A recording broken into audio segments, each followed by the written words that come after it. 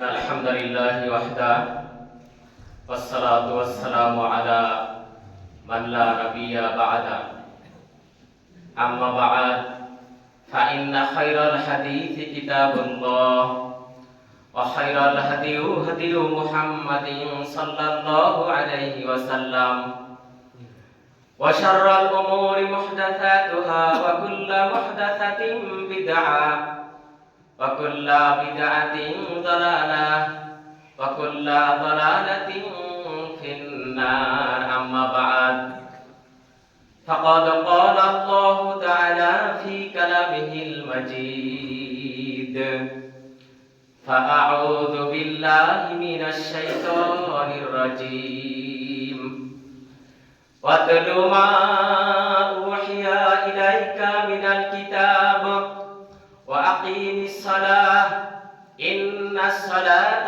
تنهى عن الفحشاء والمنكر ولذكر الله أكبر والله يعلم ما تصنعون. وعن أنس رضي الله عنه قال قال رسول الله صلى الله عليه وسلم أول ما يحاسب به العبد يوم القيامة الصلاة فإن صلحت صلح له سائر عمله وإن فسدت فسد له سائر عمله رواه سلسلة صحيحة. إن الحمد لله والصلاة والسلام على رسول الله. মুহতারাম, আজকে জুমা মসজিদে উপস্থিত আমার প্রিয় মুসলিম ভাতৃমণ্ডলী, যাবতীয় হামদ এবং সানা আল্লাহ সুবহানাহু ওয়া তাআলার জন্য, দরুদ এবং তাসলিমাত বর্ষিত হোক আল্লাহ রাসূলের উপর সাল্লাল্লাহু আলাইহি ওয়াসাল্লাম। সালাতের সামাজিক প্রভাব এই শিরোনামে আজকের জুমা সংক্ষিপ্ত এবং তথ্যবহুল খুতবা উপস্থাপিত হবে ইনশাআল্লাহুল আজিজ। ওয়া মা তাওফীকি ইল্লা বিল্লাহ আলাইহি তাওয়াক্কালতু ওয়া ইলাইহি উনীব। একজন মানুষ মুসলিম হবার পর সর্বপ্রথম তাকে সালাতের সাথে সম্পৃক্ত হতে হয়। সালাত এমন একটা ইবাদত যার উপর নির্ভর করে বান্দার সব ইবাদত।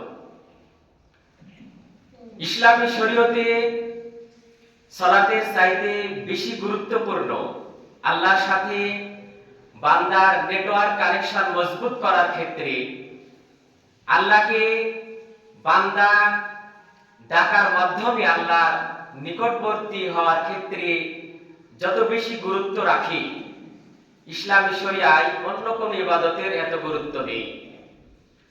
সালাতের মাধ্যমে একজন বান্দা আল্লাহ সুবহানাহু ওয়া তাআলাকে সবচেয়ে বেশি ডাকার সুযোগ পায়।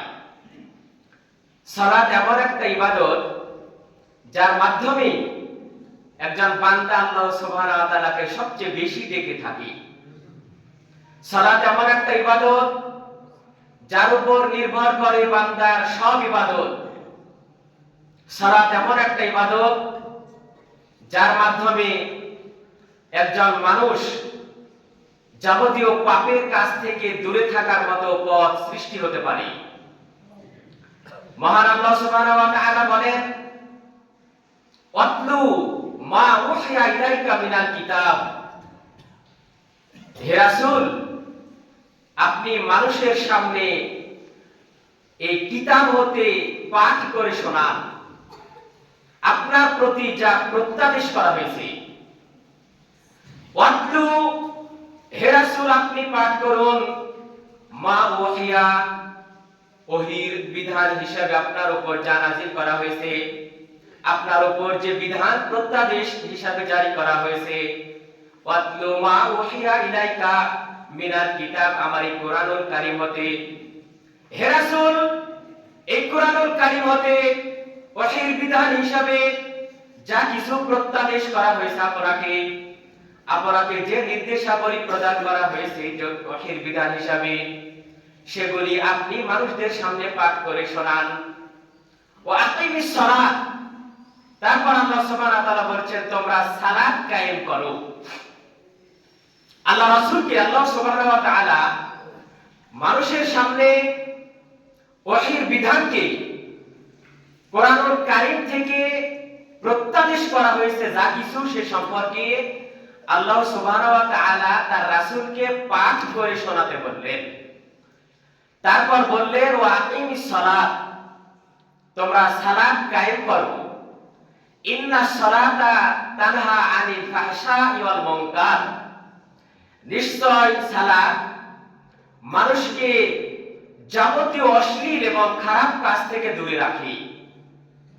ইন্নাস সালাতা, নিশ্চয় সালাত, তানহা দূরে রাখে, আনিল ফাহশাই সব অশ্লীল কাজ থেকে, ওয়াল মুনকার এবং যাবতীয় খারাপ কাজ হতে। সালাত এমন একটা পাওয়ারফুল ইবাদত যে ইবাদত একজন মানুষকে সব অশ্লীল এবং পাপের কাজ থেকে দূরে রাখে। ওয়ালা যিকরুল্লাহি আকবার, আর আল্লাহর স্মরণ হচ্ছে সর্বশ্রেষ্ঠ। আল্লাহু ইয়ালামু মা তাসনাউন, তোমরা যা কিছু করো আল্লাহ সে সম্পর্কে সব জানেন। সূরা আনকাবুত এর 45 নম্বর আয়াতে আল্লাহ সুবহানাহু ওয়া তাআলা কথা বলেছেন যে হে রাসূল, আপনার উপর কোরআনুল কারীম থেকে যে প্রত্যাদেশগুলো জারি করা হয়েছে আপনি সেগুলো মানুষের সামনে পাঠ করে শোনান। তোমরা সালাত কায়েম করো, নিশ্চয় সালাত সব অশ্লীল এবং খারাপ কাজ থেকে মানুষকে দূরে রাখে। আল্লাহর স্মরণ সর্বশ্রেষ্ঠ, তোমরা যা কিছু করো আল্লাহ সে সম্পর্কে খুব ভালোভাবে জানেন। এটা হচ্ছে 29 নম্বর সূরা আনকাবুতের 45 নম্বর আয়াতের সরল বাংলা অনুবাদ। তো কোরআনুল কারীমের ভাষা অনুযায়ী আমরা বুঝতে পারলাম যে সালাত এমন একটা পাওয়ারফুল ইবাদত যে ইবাদতটা একজন বান্দাকে যাবতীয় অশ্লীল এবং খারাপ কাজ থেকে দূরে রাখে। এখন প্রশ্ন, সালাতের যদি এতই পাওয়ার হয়, কোরআনুল কারীমের আয়াত মহাসত্য বলে যদি আমরা বিশ্বাস করে থাকি, তাহলে আমাদের দেশের প্রেক্ষাপটে যদি আমরা বিবেচনা করি তাহলে আমরা দেখতে পাচ্ছি আসলে আমাদের দেশের মসজিদগুলিতে মুসল্লিদের সংখ্যা দিন দিন বাড়ছে তো বাড়ছেই। আলহামদুলিল্লাহ, মুসল্লিদের সংখ্যা মসজিদগুলিতে বাড়ছে, মসজিদের পরিধি বাড়ছে, মসজিদের চাকচিক্য বাড়ছে। মসজিদ মানে তো সালাত আদায় করার জায়গা, সালাত আদায় স্থান। তো মসজিদের সংখ্যা বাড়ছে, মসজিদের পরিধি বাড়ছে, ছোট মসজিদকে ভেঙে বড় মসজিদে রূপান্তর করা হচ্ছে, মসজিদে মুসল্লিদের সংখ্যা বৃদ্ধি পাচ্ছে, মসজিদের টাইলস থেকে শুরু করে যাবতীয় সরঞ্জামগুলো উন্নত হচ্ছে। কিন্তু প্রশ্ন, মুসল্লিদের সংখ্যা বাড়ছে, মসজিদের সংখ্যা বাড়ছে, মসজিদের পরিবেশ উন্নত হচ্ছে, বাংলাদেশের প্রেক্ষাপটে অশ্লীলতার সংখ্যা বাড়ছে না কমছে? বেহায়াপনা, নির্লজ্জতা, নারীদের বেগানাপনা হয়ে চলাফেরার মনোভাব, অশ্লীলতা, অবৈধ সম্পর্ক, নারী পুরুষের অবাধ মেলামেশা, সুদ, ঘুষ, মদ, জুয়া, ক্যাসিনো, টিকটক, যত রকমের অশ্লীলতা আছে জমিনের উপর, যত রকমের পাপের কাজ আছে, যত রকমের বড় বড় খারাপ কাজ আছে, এই খারাপ কাজগুলোর সংখ্যা বাড়ছে না কমছে? আমাদের দেশের প্রেক্ষাপটের দিকে তাকালে বোঝা যায় যে বাংলাদেশ মনে হচ্ছে একটা অশ্লীলতা ফ্যাক্টরিতে পরিণত হয়েছে। বাংলাদেশের প্রেক্ষাপটের দিকে তাকালে বোঝা যায় যে বাংলাদেশের প্রত্যেকটা ঘর মনে হচ্ছে একটা সুদের কারখানা। বাংলাদেশের প্রেক্ষাপট দেখলে বোঝা যায় বাংলাদেশের প্রত্যেকটা অফিস হচ্ছে এক একটা ঘুষের ফ্যাক্টরি। বাংলাদেশের এক একটা শিক্ষা প্রতিষ্ঠানের দিকে তাকালে দেখা যায় প্রত্যেকটা শিক্ষা প্রতিষ্ঠানে ছাত্র ছাত্রীর যে অবৈধ মেলামেশা, অবৈধ সম্পর্ক, মনে হচ্ছে এক একটা শিক্ষা প্রতিষ্ঠান এক একটা জেনা ফ্যাক্টরিতে পরিণত হয়েছে। তাহলে সালাত যদি মানুষকে অশ্লীল এবং পাপের কাছ থেকে দূরে রাখার জন্য এত বড় ভূমিকা পালন করে, তাহলে এত বেশি মসজিদ সংখ্যা, এত বেশি মুসল্লিদের সংখ্যা বৃদ্ধি পাওয়ার পরেও বাংলাদেশের প্রেক্ষাপটে কেন এরকম ভাবে এরকম অশ্লীলতা এবং পাপের কাজগুলি বেড়ে চলেছে? কোরআনুল কারীমের আয়াত কি তাহলে মিথ্যা? সূরা আনকাবুতের এই 45 নম্বর আয়াত কি তাহলে মিথ্যা? নাউজুবিল্লাহ। সূরা আনকাবুতের 45 নম্বর আয়াতে আল্লাহ সুবহানাহু ওয়া তাআলা বললেন, ইন্নাস সালাতা তানহা আনিল ফাহশাই ওয়াল মুনকার। নিশ্চয় সালাত একজন বান্দাকে সব অশ্লীল এবং পাপের কাজ থেকে দূরে রাখে, সব অশ্লীল এবং খারাপ কাজ থেকে দূরে রাখে। এটা কোরআনুল কারীমের আয়াত যদি হয়ে থাকে, তাহলে একজন মুসল্লি কি করে অশ্লীল কাজের কাছে যেতে পারে? তাহলে কোরআনের আয়াতের সাথে আমাদের বাস্তব প্রেক্ষাপটের এত অমিল কেন? কোরআনের আয়াতের সাথে আমাদের বাস্তবতার সাথে এত অমিল কেন? সমস্যাটা কোন জায়গায়? আল্লাহ রাসূল বলেন, কিয়ামতের পূর্বে এমন একটা পরিস্থিতির সৃষ্টি হবে, মসজিদ মুসল্লি দ্বারা ভর্তি হয়ে যাবে, মসজিদ কানায় কানায় মুসল্লি দ্বারা ভর্তি হয়ে যাবে, কিন্তু মসজিদের মধ্যে কোনো ইমানদার মুসল্লি পাওয়া যাবে না। এমন একটা সময় আসবে, মসজিদ মুসল্লিতে ভর্তি থাকবে, ঈমান শূন্য মুসল্লি দ্বারা মসজিদ পরিপূর্ণ থাকবে। যার কারণে আমরা দেখতে পাই মসজিদের মধ্যে মুসল্লি, আবার চায়ের স্টলে গিয়ে দেখতে পাই যত রকমের অশ্লীল সিনেমা আছে সবগুলো মুসল্লিরা দেখে। মসজিদে মুসল্লি, বাইরে গেলেই যত রকমের খারাপ অশ্লীল যত রকমের পাপের কাজ আছে সব পাপের কাজের সাথে মুসল্লিরা জড়িত। তার মানে কি বোঝাতে চাচ্ছেন? এই সালাতের পাওয়ার গেল কোথায়? সালাত যদি যাবতীয় অশ্লীল এবং পাপের কাজ থেকে দূরে রাখে, তাহলে একজন মুসল্লি মসজিদে সালাত আদায় করার পর চায়ের স্টলে গিয়ে কি করে অনুমোদনের ছবি দেখতে পারে? কি করে একজন মুসল্লি মসজিদ থেকে বের হয়ে অন্যের ক্ষতি করতে পারে? মসজিদের মধ্যে মুসল্লি, বাইরে গিয়ে শয়তান, এটা তো সালাতের বাস্তব প্রেক্ষাপট নয়। সূরা আনকাবুতের 45 নম্বর আয়াতে কথা বলে না? সূরা আনকাবুতের 45 নম্বর আয়াত বলে, সালাত একজন মানুষকে যাবতীয় অশ্লীল এবং পাপের কাজ থেকে দূরে রাখবে। মসজিদের মধ্যে মুসল্লি, বাইরে গিয়ে একজন বেগানা নারীর দৃশ্য দেখলে কি করে আমাদের চোখ তার দিকে ফেলফেল করে তাকিয়ে থাকে? আমাদের সালাত কোথায় যায়? আমাদের সালাতের বাস্তব প্রেক্ষাপট কোথায় যায়? তার মানে কি বোঝা যাচ্ছে? মসজিদ মুসল্লিতে ভরপুর, ঈমান শূন্য মুসল্লি দ্বারা মসজিদ ভরপুর, ঈমানদার নাই। শুধু মুসল্লিতে ভরপুর, ঈমানদার নাই। যার কারণে আল্লাহ রাসূল বলেছেন, মসজিদ হবে মুসল্লিতে পরিপূর্ণ, কিন্তু ঈমানদার পাওয়া যাবে না খুঁজে, একজন ঈমানদার খুঁজে পাওয়া যাবে না। যার কারণে মসজিদে মুসল্লি, বাইরে গিয়ে সব পাপের কাজের সাথে আমরা জড়িত। মসজিদে মুসল্লি, বাইরে গিয়ে সব অশ্লীল কাজের সাথে আমরা জড়িত। অফিসের মধ্যে একজন ঘুষখোর কর্মকর্তা, অফিসের মধ্যে ঘুষখোর, আযান দিলে আবার মসজিদে আসছে। সুদের একজন বড় ব্যাপারী, সুদের যাবতীয় কার্যক্রম পরিচালনা করছে, আবার আযান দিলে মসজিদে আসে। একজন জেনাকার, অবৈধ সম্পর্কে লিপ্ত, শত শত নারীর সাথে তার অবৈধ সম্পর্ক, আবার মসজিদে আসে। একজন নেশাখোর, নেশার আড্ডায় নিজেকে গ্যাং লিডার হিসেবে আত্মপ্রকাশ করায়, নেশার আড্ডায় গ্যাং লিডার, আবার মসজিদে মুসল্লি।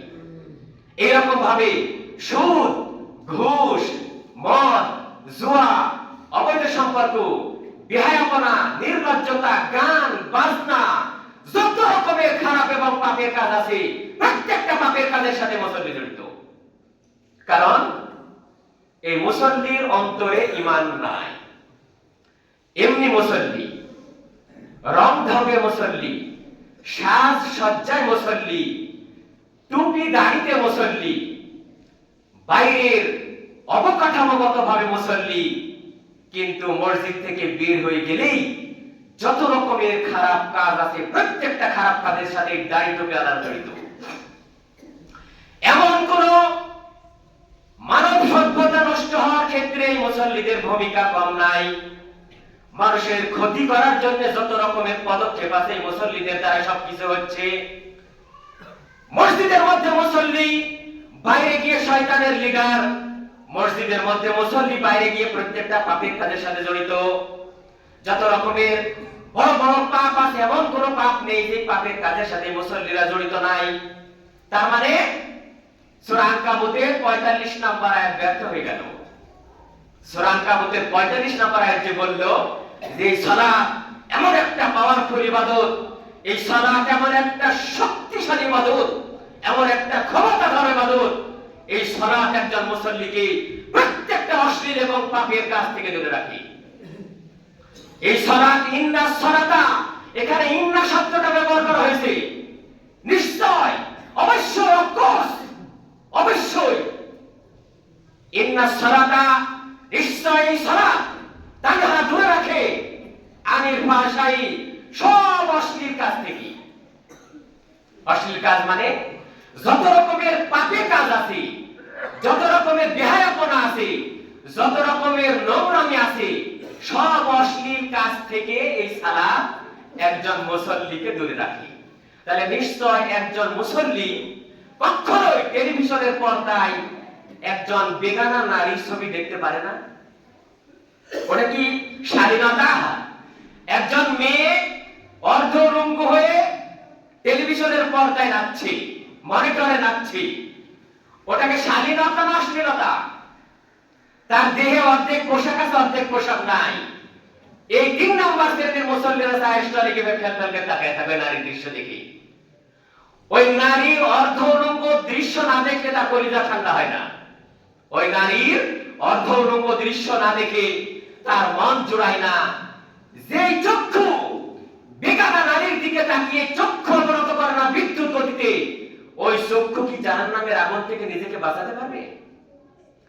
যে মুসল্লি মসজিদের মধ্যে মুসল্লি, বাইরে গিয়ে এরকম ভাবে অশ্লীল ছবির সাথে যুক্ত থাকে, ওই সালাত কি কবুল হয়েছে বলে মনে হয়? যার সালাত কবুল হবে তার জন্য সূরা আনকাবুতের ৪৫ নম্বর আয়াত।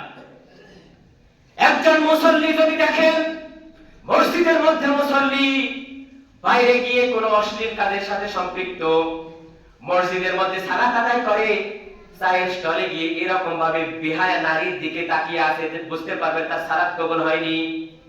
একজন অফিসার মসজিদের মধ্যে পাক্কা মুসল্লি, অফিসের মধ্যে গিয়ে দেখবেন সে ঘুষের সাথে জড়িত, ঘুষখোর, বুঝতে হবে যে সালাত নাই, ফাইজলামি চলছে, অযথা কোন কাজ দিবে না সালাতটা। যে সালাত একজন অফিসারকে ঘুষ থেকে দূরে রাখে না, যে সালাত একজন সুদখোরকে সুদ খাওয়া থেকে দূরে রাখে না, যে সালাত একজন রাজনীতিবিদকে মানুষের ক্ষতি করা থেকে দূরে রাখে না, যে সালাত একজন গ্রামের মাতব্বরকে হিংসা থেকে দূরে রাখে না, যে সালাত একজন মানুষকে গান বাজনা, বাদ্যযন্ত্র, অশ্লীলতা, ক্যাসিনো, মদ, সুদ, ঘুষ, জুয়া, যত রকমের পাপের কাজ আছে, খারাপ কাজ আছে, এই খারাপ এবং অশ্লীল কাজ থেকে যে সালাত একজন মুসল্লিকে দূরে রাখে না, ওই মুসল্লির সালাত জিরো। তার সালাত তার বাস্তব জীবনে ৫ মাসের উপকার করতে পারেনি। যার কারণে ও প্রত্যেকটা পাপের কাজের সাথে জড়িত মুসল্লি হওয়ার পরেও। তাহলে আমরা স্পষ্ট বুঝতে পারলাম, যদি আপনার সালাত কবুল হয় আর যদি আপনি ঘুষের সাথে জড়িত থাকেন, দুর্নীতির সাথে জড়িত থাকেন, সুদের সাথে জড়িত থাকেন, অবৈধ সম্পর্কের সাথে জড়িত থাকেন, নেশার জগতের সাথে জড়িত থাকেন, জুয়ার সাথে জড়িত থাকেন, ক্যাসিনোর সাথে জড়িত থাকেন, উলঙ্গ নারীর দৃশ্য দেখার ক্ষেত্রে যত রকমের মিডিয়া আছে প্রত্যেকটা মিডিয়ার সাথে যদি জড়িত থাকেন, আর যদি মনে করেন যে আমার সালাত কবুল হয়েছে, আল কুরআনুল কারীমের 29 নম্বর সূরা আনকাবুতের 45 নম্বর আয়াত মিথ্যা। নাউজুবিল্লাহ বলেন। সূরা আনকাবুতের 45 নম্বর আয়াত মিথ্যা হয়ে যাবে যদি আমাদের সালাত কবুল হয়। যে কোনো একটা রাস্তা আমাদের তৈরি করতে হবে। সালাত যদি কবুল হয়, বুঝতে হবে আমার আপনার দ্বারা অশ্লীল এবং পাপের বড় বড় কাজগুলো হওয়া সম্ভব নয়। আমি একজন মুসল্লি হওয়ার পরেও যদি বুঝতে পারি অশ্লীলতার মধ্যে আমার সম্পৃক্ততা আছে, আমি বড় বড় পাপের কাজের সাথে জড়িত, তাহলে স্পষ্ট বুঝতে হবে যে আমার সালাত নাই। এমনি শুধুমাত্র আসা যাওয়া, মসজিদে আসা এবং যাওয়ার মধ্যে আমার সীমাবদ্ধতা, কারণ আমার সালাত আমাকে অন্যায় এবং পাপের কাজ থেকে অশ্লীলতা থেকে দূরে রাখতে পারেনি, তার মানে আমার সালাত নাই। যার সালাত আছে তার দ্বারা অশ্লীলতার কাজের সাথে জড়িত হওয়া সম্ভব নয়। যার সালাত আছে তার দ্বারা ঘুষখোর হওয়া সম্ভব নয়, তার দ্বারা দুর্নীতিবাজ হওয়া সম্ভব নয়, অন্যের সম্পদ আত্মসাৎ করা তার পক্ষে সম্ভব নয়, অন্যের সম্পদ চুরি করা তার পক্ষে সম্ভব নয়। যার সালাত আছে তার কোনো অশ্লীলতার সাথে যুক্ত হওয়ার কোনো সম্ভাবনা থাকবে না এই জমিনের উপর। কারণ সালাত এমন একটা পাওয়ারফুল ইবাদত যে ইবাদত একজন বান্দাকে প্রত্যেকটা অশ্লীল এবং পাপের কাছ থেকে দূরে রাখে। ইন্নাস সালাতা তানহা আনিল ফাহশাই ওয়াল মুনকার, নিশ্চয় সালাত প্রত্যেকটা অশ্লীল এবং খারাপ কাজ থেকে একজন বান্দাকে দূরে রাখে। ওয়ালা যিকরুল্লাহি আকবার, আল্লাহর স্মরণই সর্বশ্রেষ্ঠ। যে ব্যক্তি আল্লাহকে স্মরণ করে, যে ব্যক্তি একবারে খুশু এবং খুশুর সাথে সালাত আদায় করে, মসজিদে আসলে যার মন আল্লাহর প্রতি আসক্ত হয়, মসজিদে আসলে মিনিট গণে না, সেকেন্ড গণে না যে কখন যে মসজিদ থেকে বের হতে পারলে বাসি, এই সালাত ওয়ালা যিকরুল্লাহি আকবার নয়। যার সালাত আল্লাহকে স্মরণ করে, যার সালাত আল্লাহর ভয় ভীতি, আল্লাহর স্মরণকে মনের ভিতর জাগ্রত করায়, ওই মুসল্লি কখনোই মসজিদ থেকে দ্রুত বের হওয়ার জন্য চেষ্টা করবে না। এটা নিজে নিজে পরীক্ষা করতে পারি আমরা যে আসলে মসজিদ কি আমাদের ভালো লাগে। মসজিদে আসলে কি আসলে আমার মন চায় যে কখন মসজিদ থেকে যে বের হয়ে যাব, কখন যাব, ইমাম এত লম্বা করে কেন কিরাত, এরকম যদি মনে হয় বুঝতে পারবেন আসা যাওয়ার মধ্যে সীমাবদ্ধ। ওয়ালা যিকরুল্লাহি আকবার, আল্লাহর স্মরণই সর্বশ্রেষ্ঠ মানে সালাত আমার আপনার কাছে ভারী মনে হবে না। সালাত যতই লম্বা করা হোক না কেন, সালাত আমার আপনার কাছে মিষ্টি মনে হবে। যার সালাত তার অন্তর কি একবারে মনোমুগ্ধকর করে না, ভালো লাগায় না, বুঝতে হবে ওয়ালা যিকরুল্লাহি আকবার। ওই সালাত দ্বারা আল্লাহর স্মরণ সম্ভব নয়, ওই সালাত দ্বারা অশ্লীল এবং পাপের কাছ থেকে দূরে থাকা সম্ভব নয়। এটা আপনি বুঝতে পারবেন যে আসলে মসজিদকে আমাকে ভালো লাগে কিনা। চায়ের স্টলে 1 ঘন্টা সময় কাটাতে বিরক্ত হয় না, আর মসজিদে 10 মিনিট গেলে বিরক্ত হয়, বুঝতে পারবেন সালাত জিরো। এমনি আসা যাওয়ার মধ্যে সীমাবদ্ধ আমরা আছি। আমাদের সালাত অশ্লীলতা থেকে কোনোদিন আমাদেরকে বাঁচাবে না, আমাদের সালাত পাপের কাছ থেকে কোনোদিন বাঁচাবে না, আমাদের সালাত আমাদেরকে খারাপ কাজ থেকে দূরে রাখবে না। কারণ 3 নাম্বার শ্রেণীর মুসল্লি হয়ে আমরা পৃথিবীতে বিচরণ করছি। মসজিদে আসা এবং যাওয়া, যত রকমের ফাঁকিবাজি আল্লাহকে দেওয়া যায় সব ফাঁকিবাজির সাথে আমরা জড়িত। যত রকমের 2 নম্বরী, যত রকমের এই প্রতারণা, যত রকমের হিংসা বিরোধিতা, যত রকমের খারাপ কাজ আছে, প্রত্যেকটা খারাপ কাজগুলো আমাদেরকে ভালো লাগে, আর আল্লাহর স্মরণটা আমাদের ভালো লাগে না। কারণ মসজিদে আসলে আমাদের বিরক্ত মনে হয় যে কখন যে ইমাম খুতবা শেষ করবে, কখন যে সালাত শেষ হবে, কখন যে বাইরে বেরোতে পারবো, তখনই মনে হয় শান্তি। এর নাম সালাত নয়। এই সালাতের মাধ্যমে একজন বান্দা আল্লাহকে স্মরণ করে না, শুধুমাত্র আল্লাহকে ফাঁকি দেওয়ার জন্য মসজিদে আসি। এরা হচ্ছে জমিনের উপর সবচেয়ে বড় মুনাফিক। ইন্নাল মুনাফিকিনা, আল্লাহ সুবহানাহু ওয়া তাআলা বলেছেন নিশ্চয় মুনাফিকেরা সালাতের মধ্যে আল্লাহকে ফাঁকি দেয়, কম স্মরণ করে। ওয়া ইযা কামুস সালাতা কামু কুসালা, যখন ওরা সালাতে দাঁড়ায় তখন খুব অলস ভাবে দাঁড়ায়। ইন্নাল মুনাফিকিনা ইউখাদিউনা আল্লাহ ওয়া হুয়া খাদিউহুম, নিশ্চয় মুনাফিকেরা আল্লাহকে ধোঁকা দিতে চায়, কিন্তু সত্যিকার অর্থে ওরা নিজেরা নিজেদেরকে ধোঁকা দেয়। সূরা নিসার 142 নম্বর আয়াত। ইন্নাল মুনাফিকিনা, নিশ্চয় মুনাফিকেরা ইউখাদিউনা আল্লাহ, আল্লাহকে ওরা ধোঁকা দেয়, আল্লাহর সাথে প্রতারণা করে। বাস্তব সত্য হচ্ছে, মহা সত্য হচ্ছে ওয়া হুয়া খাদিউহুম, তারা নিজেদেরকে ধোঁকা দেয়।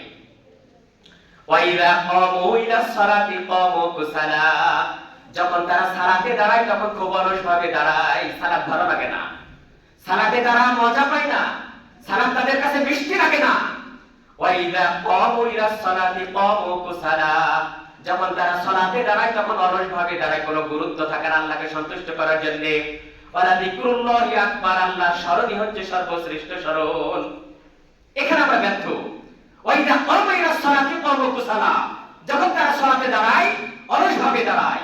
ওয়ালা ইয়াযকুরুনাল্লাহা ইল্লা কালিলা, ওরা আল্লাহকে খুব অল্প পরিমাণে স্মরণ করে থাকে। তাহলে এই মুসল্লিদের সালাত কি করে অশ্লীল এবং খারাপ কাজ থেকে দূরে রাখবে?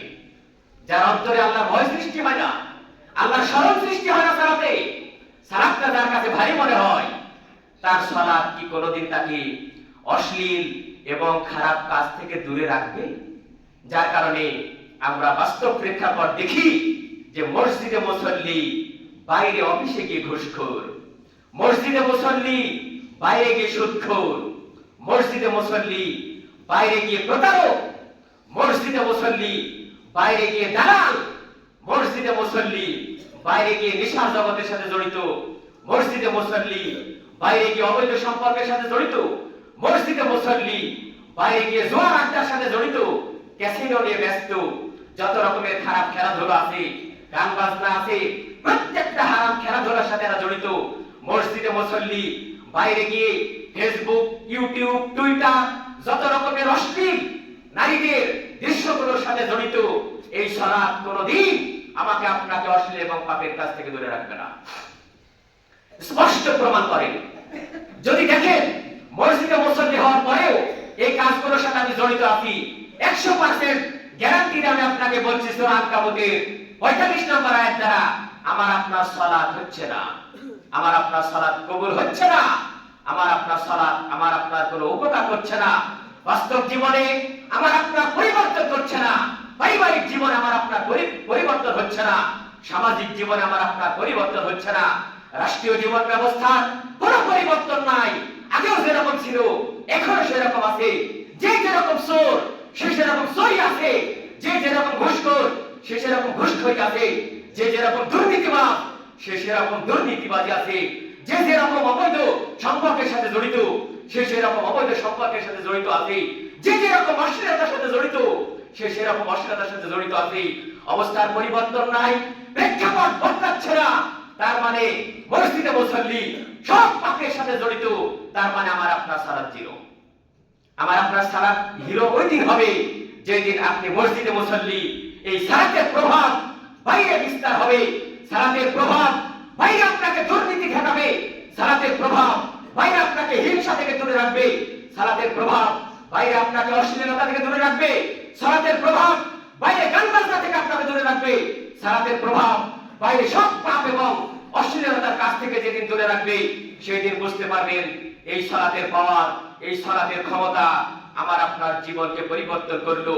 ওই দিন পর্যন্ত সমাজ পরিবর্তন হবে না, ওই দিন পর্যন্ত সমাজ থেকে কালপিটগুলো শেষ হবে না, ওই দিন পর্যন্ত সমাজ থেকে দুর্নীতি বাজদের কবর হবে না, যতদিন পর্যন্ত না সালাতের মাধ্যম দিয়ে নিজের চরিত্র বদলাবে, যতদিন পর্যন্ত সালাতের শিক্ষা, যতদিন পর্যন্ত সালাতের ক্ষমতা, সালাতের পাওয়ার দ্বারা নিজের পরিবর্তন না হবে ততদিন পর্যন্ত সমাজ পরিবর্তন হবে না।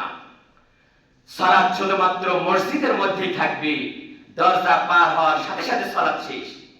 এই সালাত দ্বারা সমাজের পরিবর্তন হবে কোনদিন? আমাদের এই 50 বছরের ইতিহাস আমরা দেখলাম যে সমাজের কোনো পরিবর্তন হয়েছে?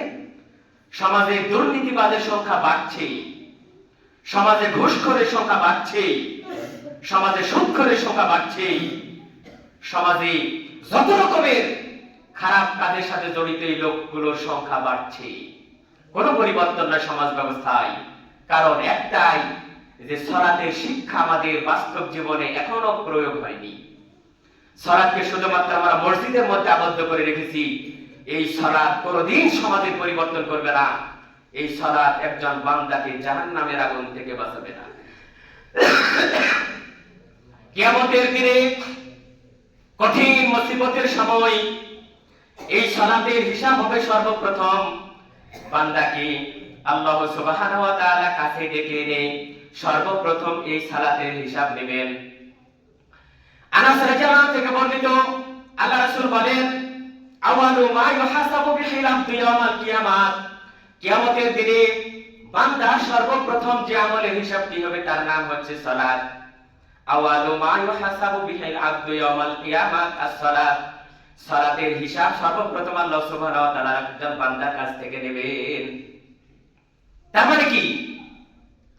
সালাতের হিসাব ঠিক, সব ঠিক, সালাত ঠিক, তার সব আমল ঠিক। এমনি নয়, সালাত এমন একটা ইবাদত যার উপর ইসলামী শরীয়তের সব আমল নির্ভর করে।